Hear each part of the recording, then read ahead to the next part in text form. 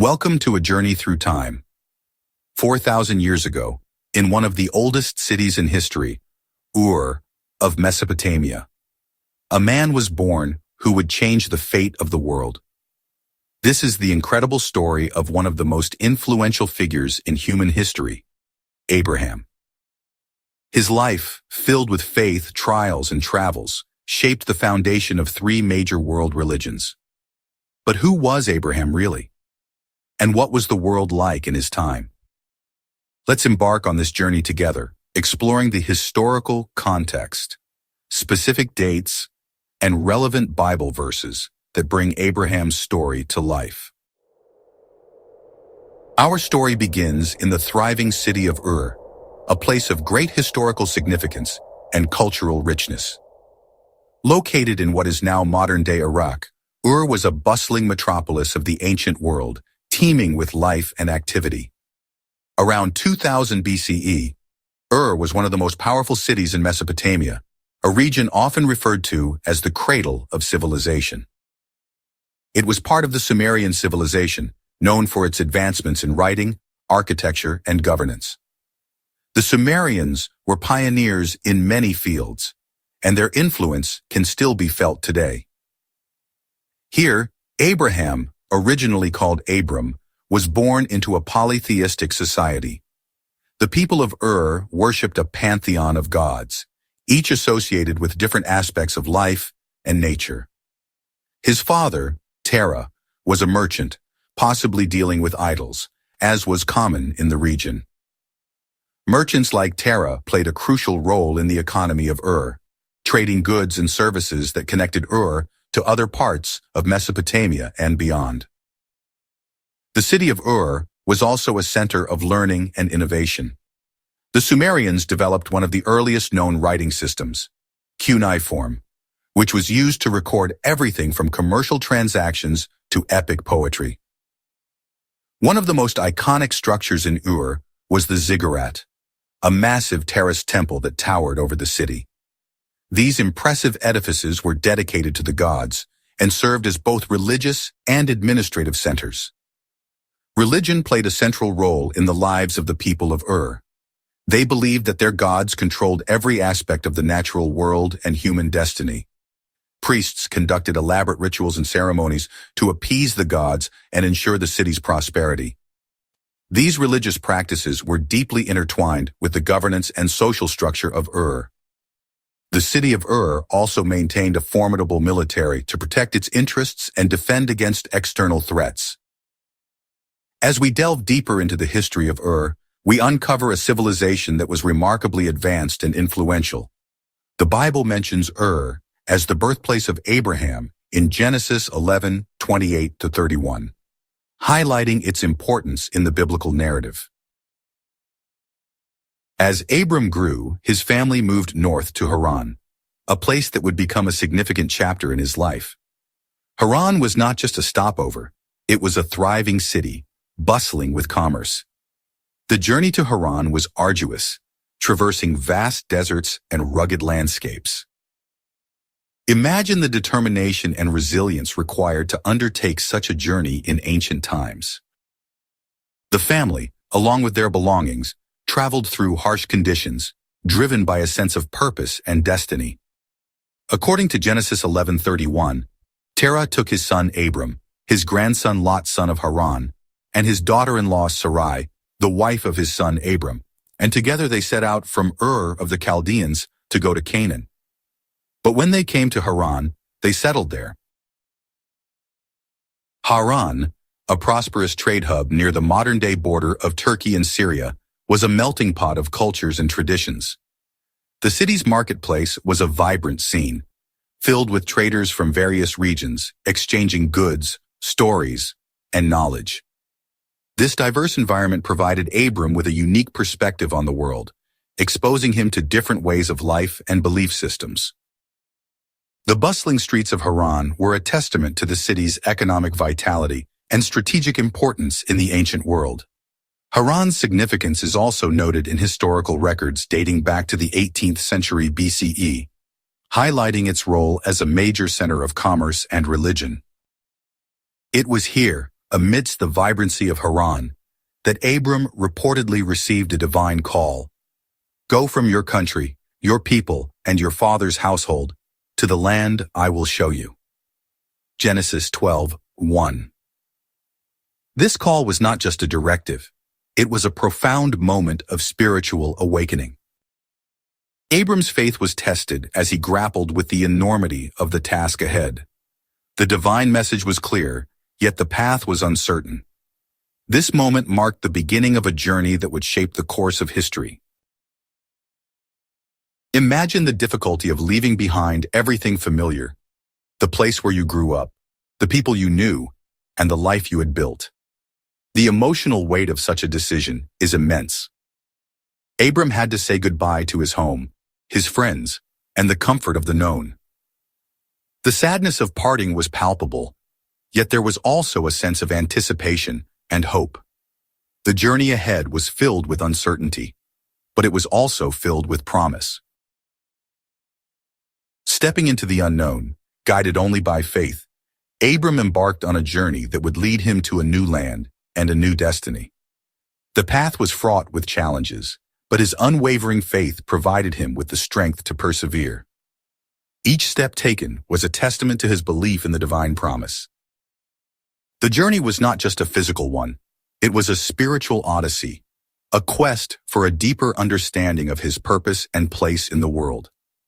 As Abram walked into the horizon, he carried with him the hopes and dreams of generations to come, setting the stage for a legacy that would endure through the ages. Abram, along with his wife Sarai, nephew Lot, and their followers, journeyed south into Canaan. This land, rich with fertile valleys and sprawling plains, was home to many city-states. Upon arrival in Shechem, he built an altar, marking the land as a divine promise. However, hardship struck. A severe famine forced Abram to seek refuge in Egypt around 2000 BCE. But fearing for his life, he told Pharaoh that Sarai was his sister, not his wife, as described in Genesis 12:10-20.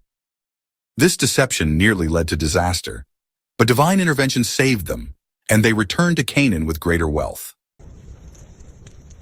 One night, Abram heard God's voice again. Look up at the sky and count the stars if indeed you can count them. So shall your offspring be. Genesis 15:5. This moment, known as the covenant, marked the promise of a great nation. To signify this, Abram's name was changed to Abraham, meaning father of many nations. The covenant, established around 2000 BCE, was a pivotal moment in biblical history, symbolizing God's enduring promise to Abraham and his descendants. Meanwhile, the cities of Sodom and Gomorrah were thriving, but also infamous for their wickedness. According to Genesis 13:13, the men of Sodom were wicked and sinners before the Lord exceedingly. Abraham's nephew Lot lived there. The cities were located in the plain of Jordan, near the Dead Sea. One night, Abraham learned that the cities were doomed.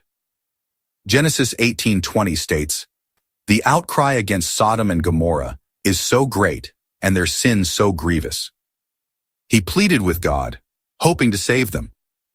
He asked if the cities could be spared if even 10 righteous people were found there. But in the end, only Lot and his daughters escaped, as his wife looked back and turned into a pillar of salt, as fire and ash covered the cities. Genesis 19:24 says, "Then the Lord rained down burning sulfur on Sodom and Gomorrah from the Lord out of the heavens."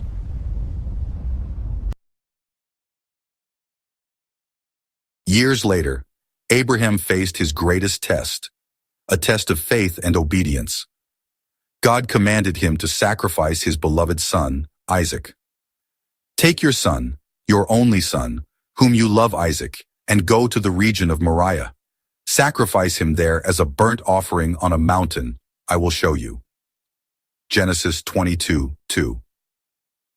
As they climbed Mount Moriah, Isaac unknowingly carried the wood for his own sacrifice. This moment symbolized the ultimate test of Abraham's faith. At the last moment, an angel stopped Abraham, revealing a ram caught in a thicket, symbolizing divine mercy. This event, dated around 2000 BCE, marked a pivotal moment in Abrahamic faiths. Abraham lived a long life and was buried in the cave of Machpelah in Hebron, around 1800 BCE, a place still visited today. His legacy endures, as billions across Judaism, Christianity, and Islam trace their spiritual roots to him. Genesis 25:8 states, "Then Abraham breathed his last and died at a good old age, an old man and full of years, and he was gathered to his people." Abraham's journey was one of faith, hardship, and incredible determination. From the moment he set out from Ur around 2000 BCE, he faced countless challenges and obstacles.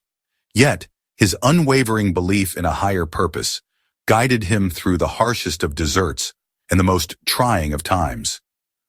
His story is a testament to the power of faith and the human spirit. His story is more than ancient history, it's a timeless lesson on trust, resilience, and destiny. Abraham's life teaches us that no matter how insurmountable the odds may seem, with faith and determination, we can overcome any obstacle. His legacy is not just a tale from the past, but a beacon of hope and inspiration for future generations. While Abraham's story is often viewed through the lens of faith, there is also a fascinating array of archaeological evidence that adds texture and context to this ancient narrative. This scene delves into the tangible remnants that support the historical existence of Abraham and his journey.